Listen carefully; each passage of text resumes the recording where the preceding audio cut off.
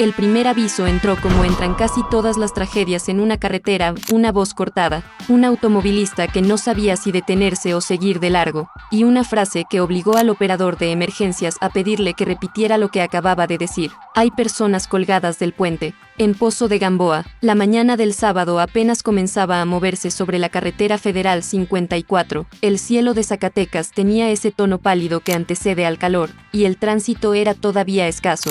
Desde lejos, las siluetas bajo el puente podían confundirse con lonas, costales o basura atrapada por el viento, pero conforme los vehículos se acercaban, los conductores reducían la velocidad, levantaban el pie del acelerador y comprendían que aquello no era un accidente. 4 hombres habían sido abandonados bajo la estructura vehicular de la comunidad de Pozo de Gamboa, en el municipio de Pánuco. El primer convoy llegó con las torretas encendidas. Los agentes bajaron mirando hacia los cerros, hacia las brechas y hacia los automóviles detenidos a distancia. Nadie sabía cuánto tiempo llevaba allí la escena ni si quienes la habían preparado seguían observando desde algún punto elevado. Uno de los uniformados levantó la cinta amarilla, otro cerró el paso, un tercero recorrió con la mirada los pilares del puente, buscando cámaras, vehículos abandonados, casquillos, huellas o cualquier señal de una emboscada. Cierre en ambos sentidos. Nadie toca nada. Fiscalía viene en camino. La instrucción salió por radio y se repitió de unidad en unidad.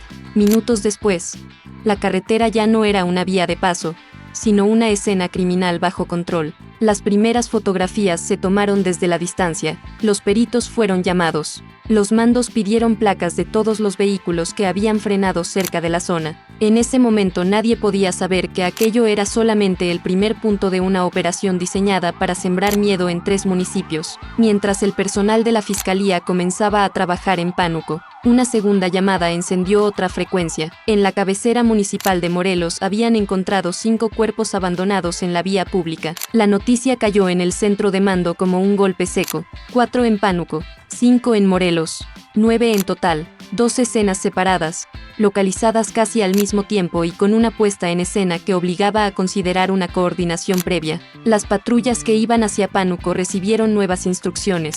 Algunas continuaron, otras giraron hacia Morelos.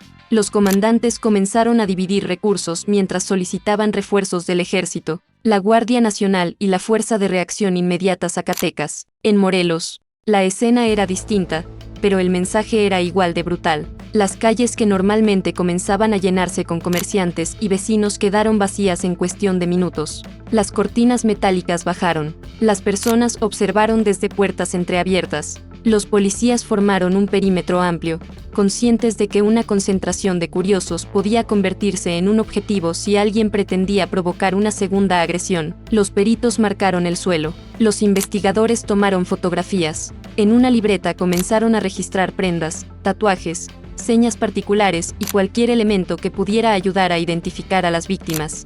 Pero antes de que terminaran, llegó una tercera alerta. En Sain Alto había sido localizado otro hombre sin vida. 10 víctimas, 3 municipios. Una misma mañana, en el centro de coordinación ya nadie hablaba de hechos aislados. Los mapas fueron desplegados sobre las mesas. Pánuco, Morelos y Sain Alto aparecieron señalados con marcadores rojos. Los analistas trazaron rutas posibles entre los 3 puntos y calcularon cuánto tiempo habría necesitado una caravana para trasladar a las víctimas. Otros revisaron cámaras carreteras, arcos de seguridad y reportes de vehículos sospechosos. Las llamadas comenzaron a cruzarse entre la Fiscalía de Zacatecas, la Secretaría de Seguridad Pública, la Guardia Nacional y los mandos militares. Tenemos que saber quiénes son y de dónde salieron. La orden parecía sencilla, no lo era. En Fresnillo, Sombrerete, Durango y otros puntos de la región, varias familias llevaban horas intentando comunicarse con hombres que no respondían. Algunos habían dejado de contestar desde el 16 de julio,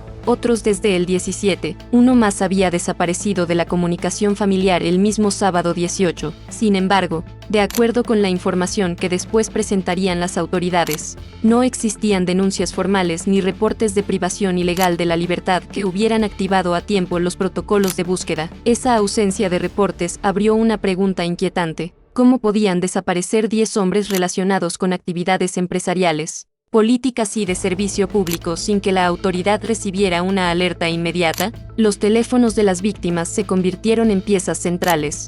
Los investigadores pidieron registros de llamadas, ubicaciones y últimos contactos. Buscaron cámaras en negocios, gasolineras, cruceros y accesos carreteros. Intentaron reconstruir los últimos movimientos de cada uno. Poco a poco, los nombres comenzaron a llegar desde diferentes puntos. Entre las víctimas estaba Ignacio Castrejón Valdés, empresario del ramo minero y exalcalde de Sombrerete. También Jesús Daniel Rivera Sandoval, ligado a la minería y la construcción. José Armando Ledesma Campos y Armando Ledesma Aguirre, relacionados con la minería y el transporte de agua. Fernando Robles de la Torre, empresario de la construcción y del sector minero.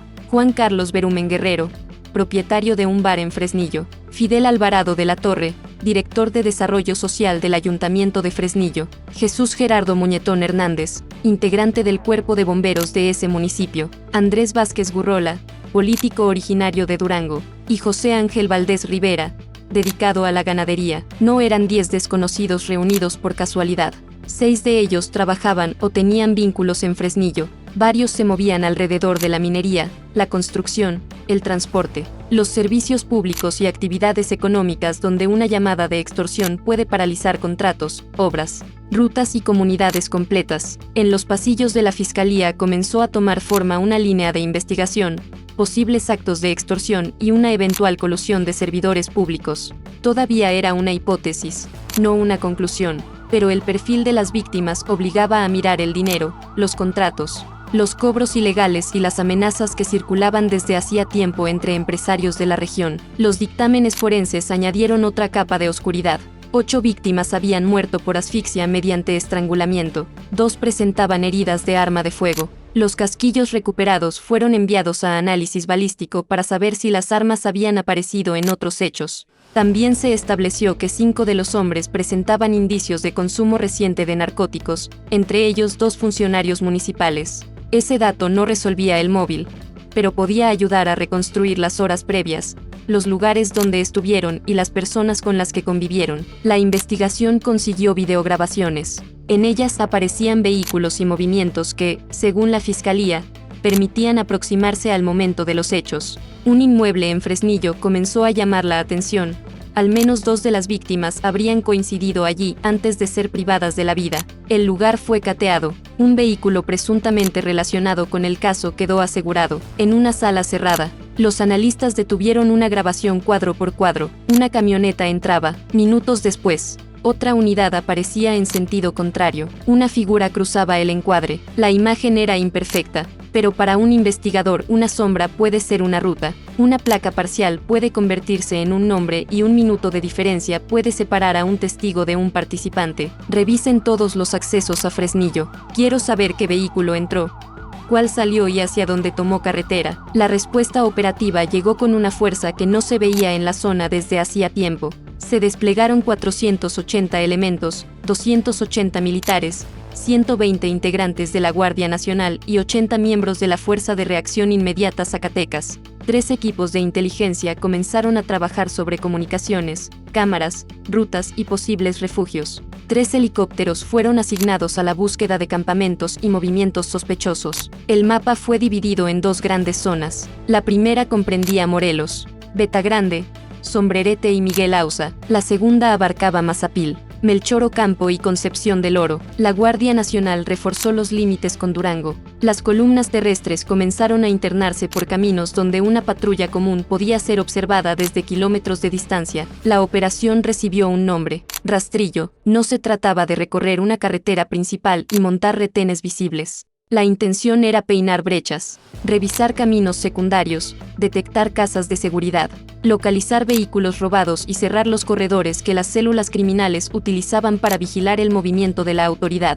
El terreno obligaba a avanzar despacio. En algunas zonas, el polvo levantado por las camionetas podía revelar la posición del convoy antes de que los agentes vieran el siguiente cruce. En otras, los cerros bloqueaban las comunicaciones y obligaban a utilizar repetidores o mantener contacto visual entre unidades. Desde uno de los helicópteros, los pilotos observaban líneas apenas marcadas sobre la tierra, corrales abandonados, láminas oxidadas, campamentos improvisados, camionetas estacionadas bajo árboles. Cada objeto fuera de lugar era fotografiado y enviado al centro de mando. En tierra, los soldados caminaban separados, cubriendo ambos costados de las brechas. Los integrantes de la FRIS avanzaban en vehículos tácticos con placas balísticas. La Guardia Nacional establecía puntos de revisión y verificaba matrículas. No buscaban solamente a quienes hubieran participado directamente en los asesinatos. Buscaban la estructura que los rodeaba: conductores, vigilantes, operadores de radio, responsables de vehículos, bodegas y puntos de observación. La hipótesis oficial era que los grupos criminales ya no operaban siempre mediante grandes convoyes visibles. Se fragmentaban en pequeñas células distribuidas en distintos puntos. Cada una tenía una función. Unos vigilaban carreteras, otros seguían patrullas, algunos almacenaban armas o droga, otros colocaban ponchallantas en caso de persecución.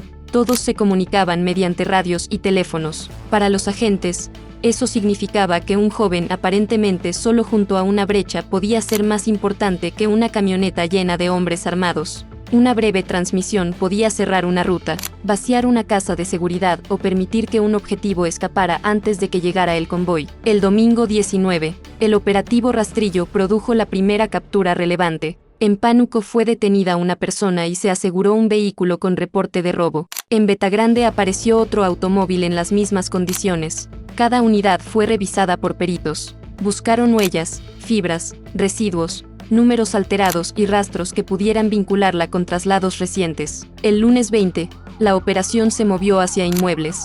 En Zacatecas capital, una orden técnica de investigación permitió catear una propiedad donde fueron aseguradas 124 dosis de cristal, 15 dosis de cocaína, 15 envoltorios de marihuana y 6 cigarrillos elaborados con esa droga. Ese mismo día fue detenido un hombre originario de Sinaloa. El inventario de lo asegurado amplió la dimensión de la red que se investigaba: un arma corta, un cargador, 3 vehículos, 800 dosis de cristal, 170 dosis de marihuana, 12 dosis de cocaína, otras 18 dosis de marihuana, un radio de comunicación, un teléfono celular, una maleta, una tabla y 36 estrellas metálicas utilizadas como ponchallantas. Para los investigadores, el radio y los ponchallantas podían explicar más que las dosis. El radio era el vínculo con otras células. Los objetos metálicos representaban una herramienta para bloquear una persecución. Los vehículos podían contener rutas completas. Pero la autoridad fue cautelosa: el detenido podía estar relacionado con la célula que intervino en los hechos del sábado,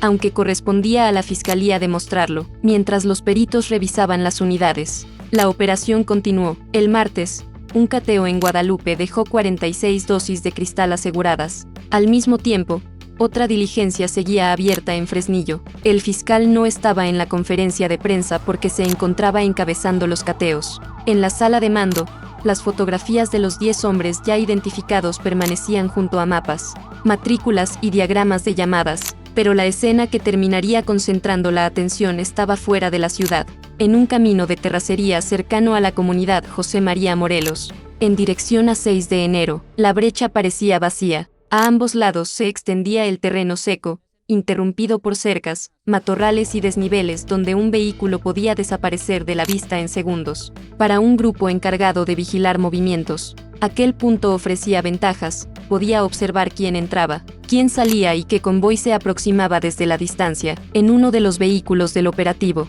un agente revisó el horizonte con binoculares. Algo no encajaba. Había personas detenidas en un punto donde no se esperaba actividad. El conductor redujo la velocidad.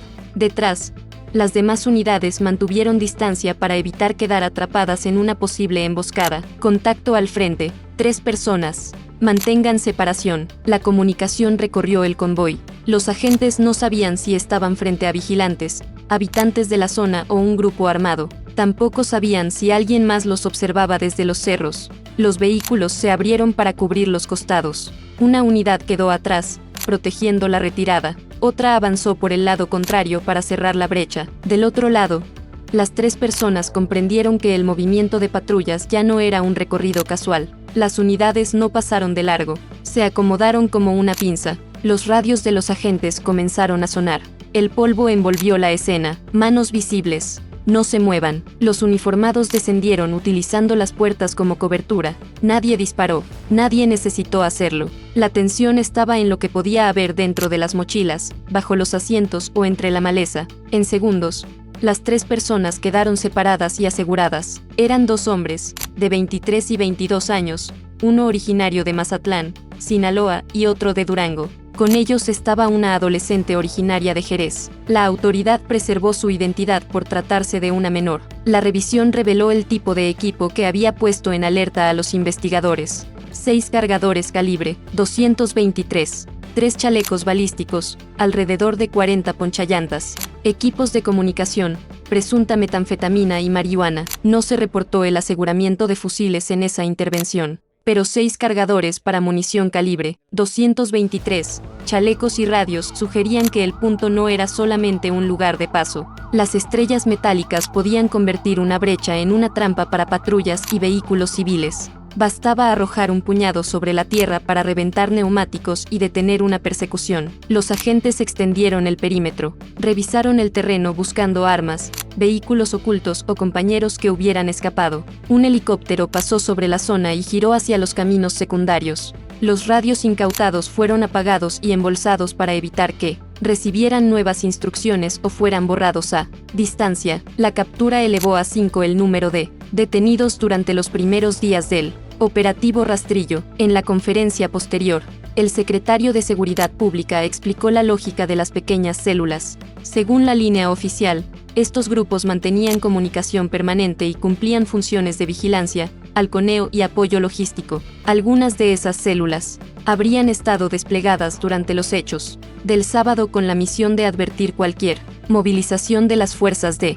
seguridad y facilitar la huida de quienes participaron en la privación ilegal de la libertad de las 10 víctimas. Esa era la hipótesis, no una sentencia. La fiscalía todavía debía determinar si los 3 capturados en José María Morelos habían intervenido en la vigilancia, si conocían a los responsables, si sus radios estaban conectados con la red investigada o si el equipo asegurado correspondía a otros delitos. La edad, el lugar de origen y la posesión de objetos no bastaban por sí solos para convertirlos en autores del multihomicidio, pero para los investigadores, la brecha hacia 6 de enero ya era una pieza del rompecabezas. Los equipos de inteligencia comenzaron a revisar los radios y teléfonos. Buscaron contactos repetidos, canales utilizados, horarios de transmisión y mensajes eliminados. Compararon esa información con el movimiento de los convoyes. Si una transmisión ocurría segundos después de que una patrulla pasara por determinado punto, podía revelar un puesto de observación. Si el mismo número aparecía cerca del inmueble cateado en Fresnillo,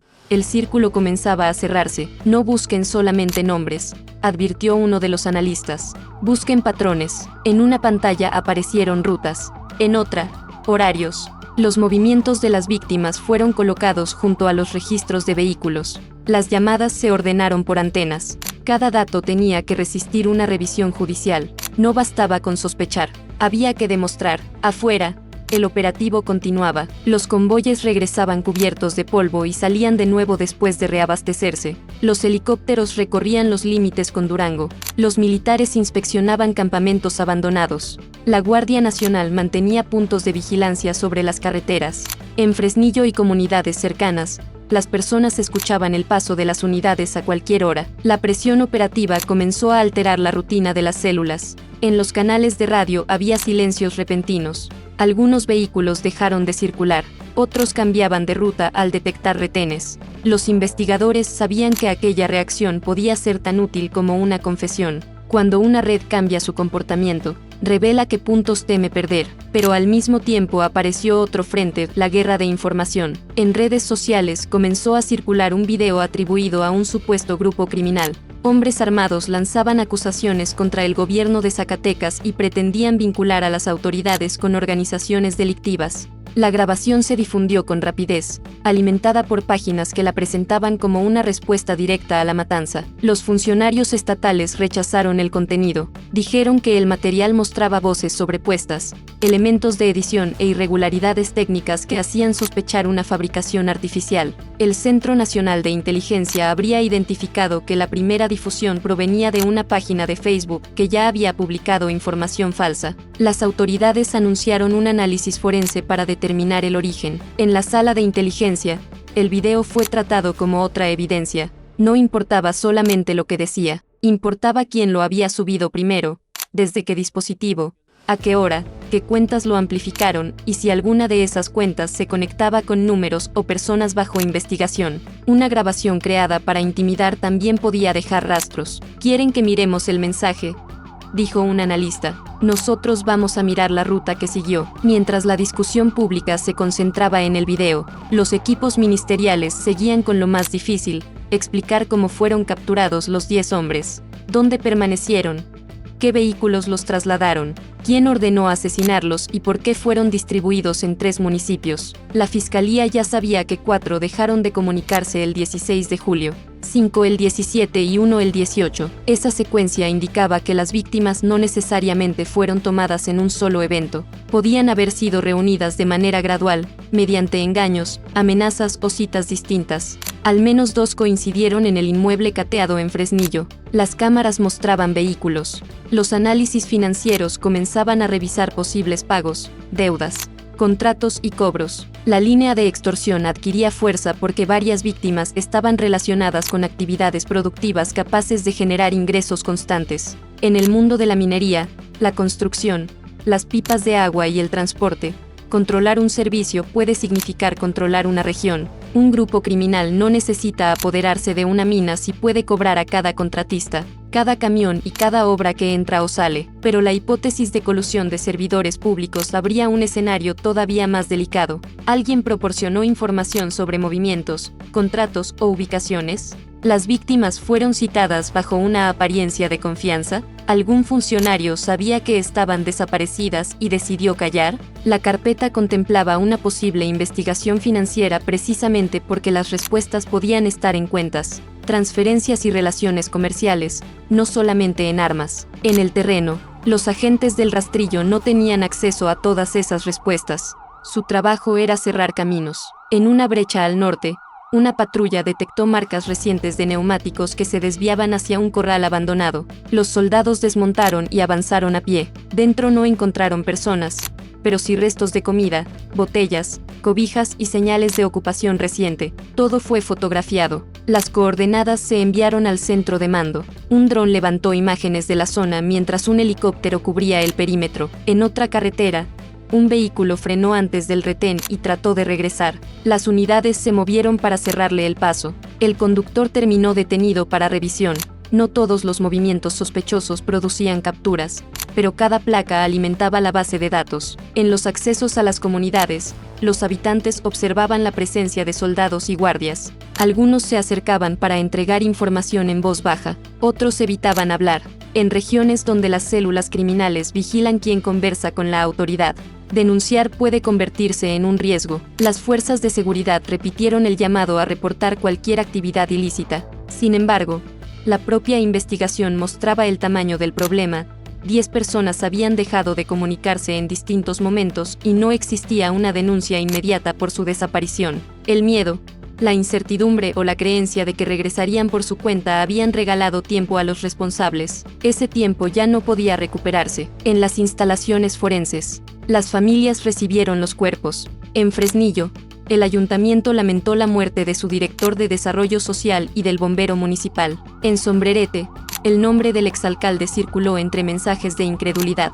En el sector minero y de la construcción, comenzaron a salir historias sobre amenazas y cobros de seguridad que, hasta entonces, se comentaban solamente en privado. La matanza había dejado de ser una escena criminal para convertirse en una grieta dentro de la región. El operativo Rastrillo avanzaba. Sobre esa grieta, los mandos aseguraron que no tenían prisa. La frase no significaba lentitud, sino una advertencia. Podían recorrer las brechas todas las veces necesarias, revisar inmuebles, seguir vehículos y capturar célula por célula. Vamos avanzando y limpiando las vueltas que sean necesarias hasta desmantelar toda esa parte. La operación no buscaba una sola camioneta, buscaba una red. En el camino de José María Morelos a 6 de enero, el polvo finalmente comenzó a asentarse después de la captura. Los cargadores, chalecos, radios, droga y ponchallantas fueron colocados sobre una superficie para ser fotografiados y registrados. Cada objeto recibió una etiqueta. Cada persona fue puesta a disposición de la autoridad correspondiente. Los dos hombres adultos enfrentarían el proceso bajo las reglas del sistema penal. La adolescente quedaría bajo el marco especial de justicia para menores. Ninguno podía ser presentado legalmente como culpable del asesinato de las 10 personas sin una resolución judicial, pero las preguntas ya estaban sobre la mesa. ¿A quién reportaban por radio? ¿Quién les entregó los chalecos? ¿Para qué estaban destinados los cargadores? ¿Por qué llevaban cerca de 40 ponchallantas en un camino rural? ¿Formaban parte de una célula de vigilancia? ¿Habían observado el paso de las víctimas, de los vehículos utilizados o de las patrullas? ¿Conocían el inmueble de Fresnillo? Las respuestas no estaban en la fotografía del aseguramiento, estaban dentro de los dispositivos, en las frecuencias de radio, en las huellas de los vehículos y en los testimonios que la fiscalía tendría que obtener sin violar el debido proceso. Esa noche, mientras las unidades regresaban a sus bases, los equipos de inteligencia continuaron frente a las pantallas. La búsqueda de responsables seguía abierta. Los 5 detenidos eran solamente el principio. Había cateos en marcha, rutas bajo vigilancia y vehículos por identificar. En algún punto de la zona norte, quienes habían participado directamente en el secuestro y asesinato de los 10 hombres sabían que la operación estaba acercándose, sabían que 3 helicópteros recorrían sus corredores, sabían que 480 elementos peinaban caminos y comunidades, sabían que los radios asegurados podían conducir a nuevas capturas, sabían que una cámara había registrado vehículos, y sabían que una red construida para vigilar a la autoridad también podía ser desmontada siguiendo a sus vigilantes. El siguiente movimiento podía ocurrir en cualquier brecha, una camioneta que saliera antes del amanecer, un teléfono encendido durante pocos segundos, una orden enviada por radio, un cateo en una casa aparentemente vacía. El operativo rastrillo no había terminado con la captura de los 3 jóvenes. Apenas había encontrado uno de los hilos. Ahora las autoridades tenían que tirar de él sin romperlo, porque detrás de los chalecos, los cargadores y las estrellas metálicas había una estructura más grande. Detrás de esa estructura estaban las rutas utilizadas para trasladar a 10 hombres. Y detrás de esas rutas se encontraba la pregunta que mantenía en tensión a todo Zacatecas: ¿quién ordenó la matanza y qué intentaba proteger? Hasta que esa respuesta apareciera en una carpeta judicial, la región seguiría escuchando helicópteros sobre los cerros, convoyes en las carreteras y radios encendidos en mitad de la noche. En Pozo de Gamboa, el puente ya había sido liberado y el tránsito volvía a pasar. En Morelos, la calle había sido limpiada. En Saín Alto, la escena estaba vacía, pero el mensaje dejado en esos 3 puntos no había desaparecido. La respuesta del Estado avanzaba ahora por caminos de terracería, unidad por unidad, cateo por cateo, frecuencia por frecuencia, célula por célula, y en algún lugar, del otro lado de un radio que ya no respondía, alguien comprendía que el cerco acababa de cerrarse un poco más.